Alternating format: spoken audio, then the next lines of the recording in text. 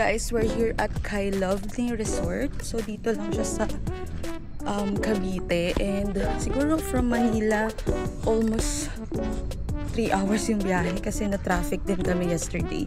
Anyways, yung binook ko palang room dito is yung dome room. So meron sila ditong dome room, and medyo sobrang layo lang talaga nung papasok dito guys, kasi medyo bumpy lang talaga, tapos sobrang ano nung daan.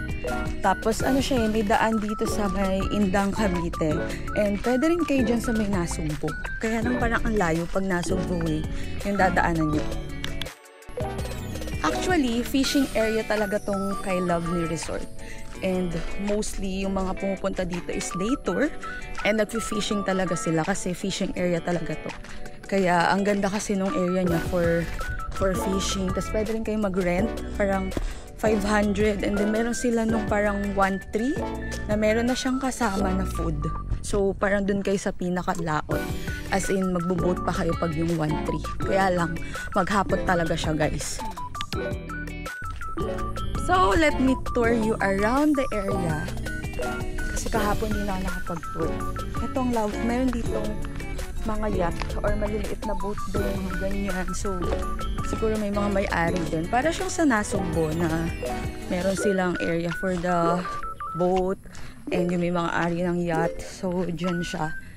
Papakita ko rin sa inyo yung drone shot ko kanina for the whole area. Sobrang nice, and walang alon kasi may break sa dito, parang may breakwater para hindi super alon kasi nga for fishing. Tapos ang aaga rin na nagfi-fishing dito kasi parang 5 AM pwede ka na mag-fish. Ayun hindi ko lang alam, pero ang dami daw mahuhuli, promise. Tapos kapag nahuli mo, sa'yo na ganyan. So 500 yung fishing niya, and then pwede kang mag-rent. I don't know how much yung rent, parang 500 din. So eto guys, this is the other area. Ayan, diba ang dami mga yacht here. Ayun, dulo pa siya. Tapos this is the view. Tapos doon yung parang area namin, yun yung parang resort. And then ang daming puno, sobrang tahimik. Alam nyo yun, pag dito kayo, this area, itong month daw talaga is kukunti lang talaga yung tao. Pero last month, pag summer, sobrang fully booked daw sila. Kasi nga, there's a lot of people na nagka-camp. Tapos, merong mga nag-fishing din. So, ngayon lang talaga, sobrang ghost month. So, kukunti talaga yung tao. As in, parang ang arkilado namin yung area. Kasi kami lang pala yung nakabook doon sa dome.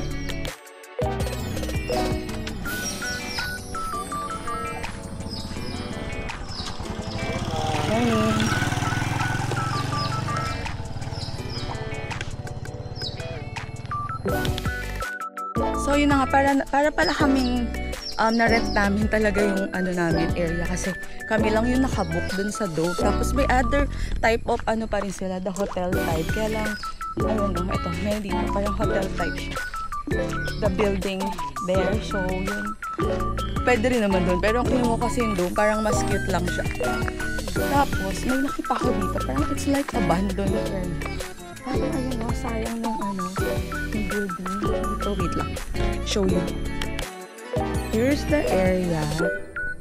Yan, if you can see. Ayan, this is the area. Yan yung na yan. Parang abandoned area. Sayang, diba? Kasi ang laki niya, as in. Kaya parang hindi siya natapos. Tapos, this one is the hotel. Parang yung hotel room. May mga nakabook din naman pala dito sa area na to. Pero doon sa dome, parang wala. Ayan, may basketball court, and ang dami nilang swimming pool ha. Parang 3 yung swimming pool nila dito. So, sobrang sagana ka sa pool.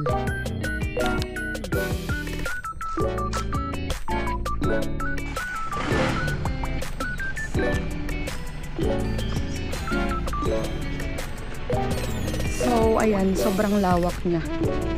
Pagod na nga ako paglalakad. Pero yung papasok dito sobrang grabe. Sobrang layo guys.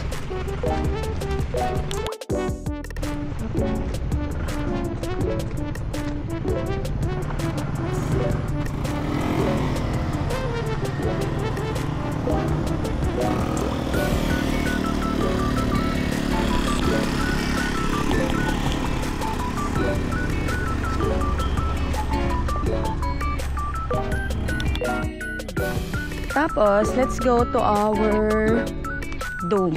So, ayan. This is the reception area. Pero yung dome namin doon. Pero may daan din naman here sa may gilid. Pero may parking doon. So, you can go there for the parking.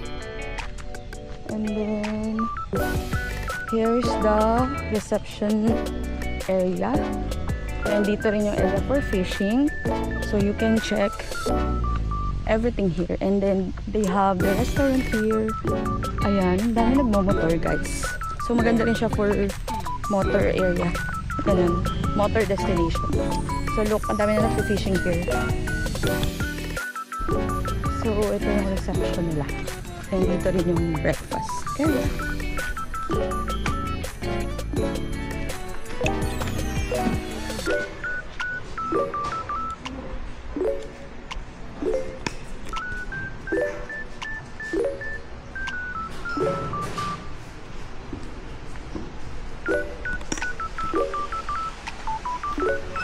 Hello guys. So ayan, let's go to our dome area, dome room. So ayan, meron siyang daan here. Look at the view, and that's the fishing area. Pwede kayo mag-fish dyan. So they have the water activities then. So you can rent kayak. And if you want muni-muni lang, so dyan ka lang sa beach. Ayan. There, the beach front area. So dun yung mga dome. Here's the dome.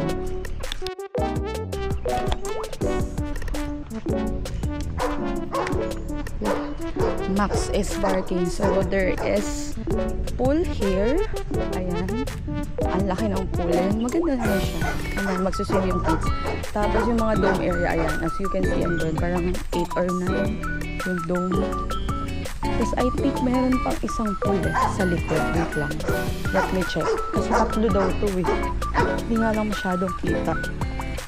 Kasi nag-drone na ako kanina. So let me check what we can see. And here is the swimming pool. So laki, diba? Ayan, may common area naman dito kasi dito kami tumambay kagabi. Okay. Ayan, nililinis sila yung pool. Sakto. My kids wanna swim.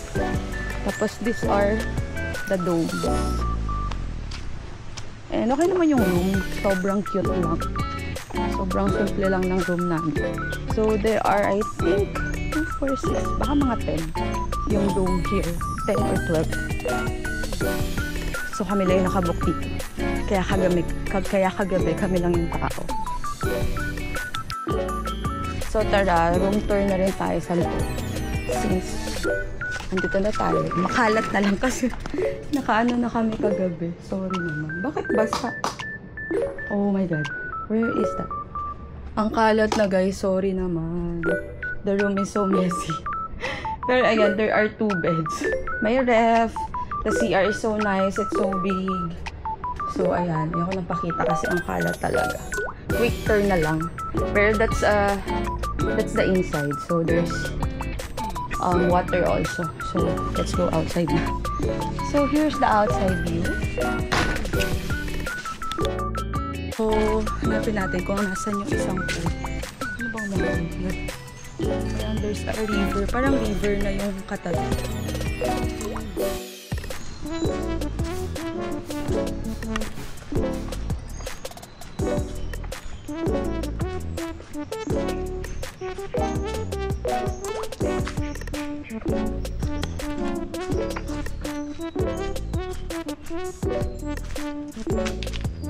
Ito pala.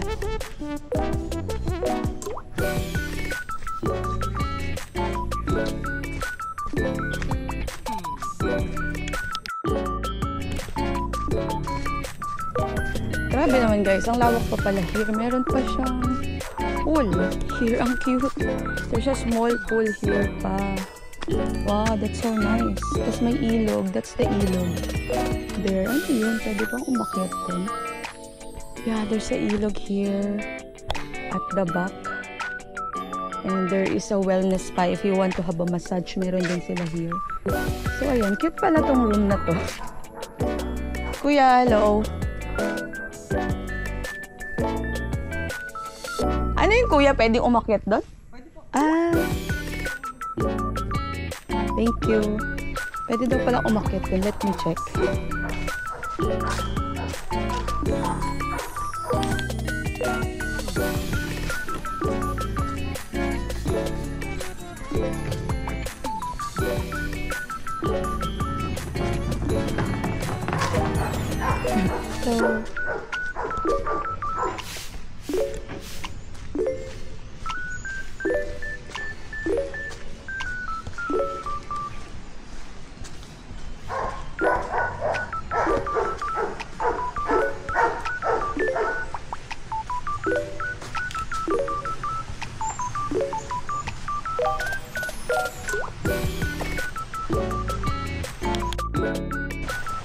So, yun guys, so nice this place kasi ang lawak, ang tahimik if you are a nature lover. Tapos mga beach lang yung bet mo, parang perfecto for you. Tapos tahimik lang, lalo pag this month sobrang cozy ng tao, so sarili mo yung area.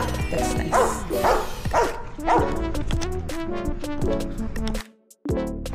Ando na yung breakfast, ano?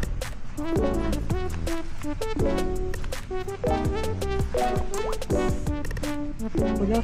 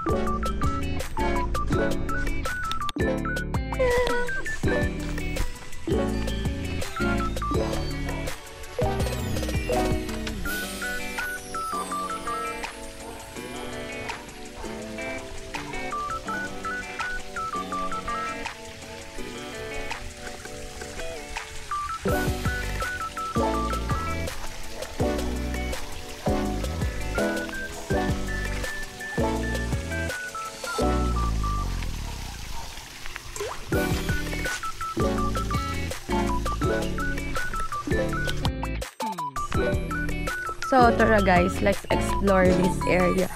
Wow, mayroon pang ganito. Para siyang, ay, ang cute. Let's go up. There's a stairs. Oh my god. Let's see. There's a ilog here. Ayan. Let's go up. Wow, there's a ilog talaga. Parang cute naman here. Ayan o. Parang may crocodile here. Ooh. There's ilog here. Parang siyang Amazon River. Oh my god, parang may crocodile. Ang kulit. As you can see. Parang siyang Amazon River. Parang may crocodile here. Oh my god. Pero that's nice. The view is so nice. Ang cute to. Diba? Isang lawak nila.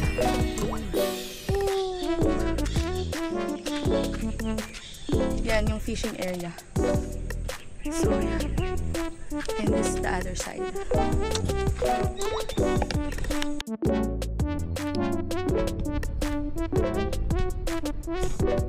Saan na? Ay, ito.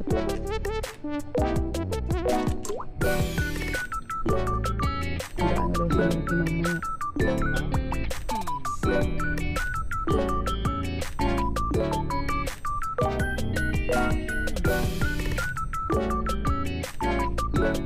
Saan na? Ito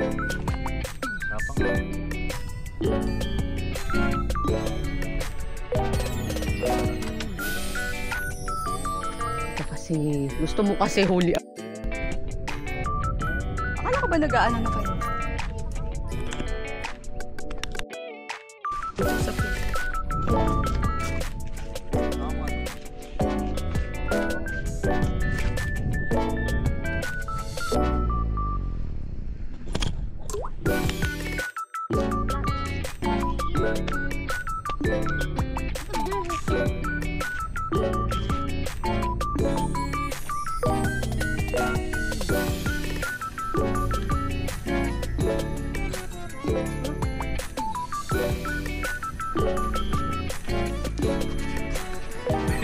Ano ba naman yun?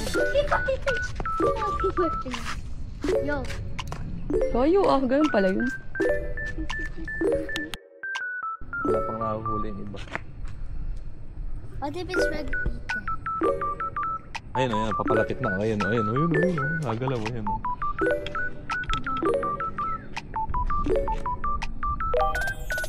Babaan na.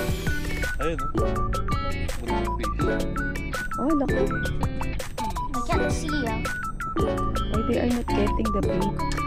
Because I think it's so far down. Ayun o, ayun.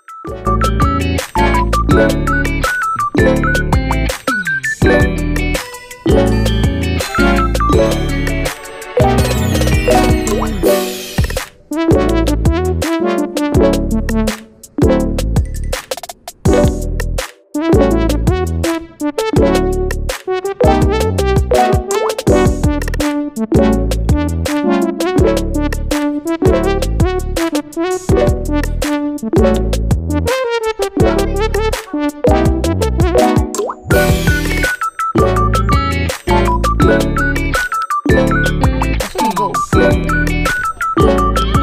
Ayan, swim na sila. Okay, let's go. Si Papa. Si Papa.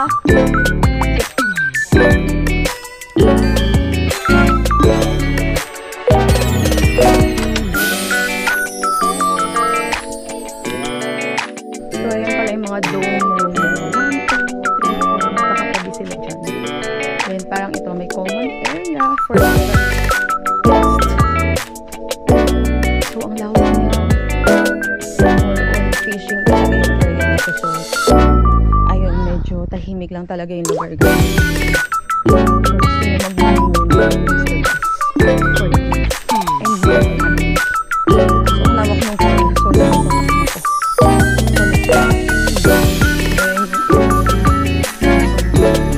Boat yun. What's up?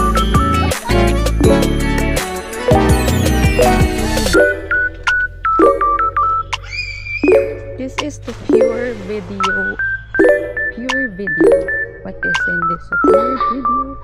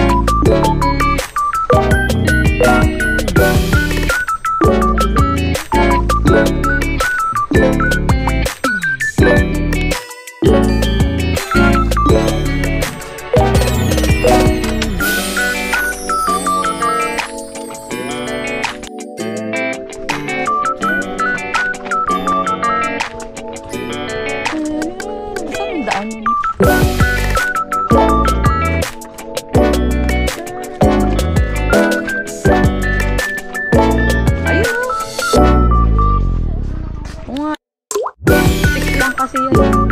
Tomorrow mag-fishing kayo.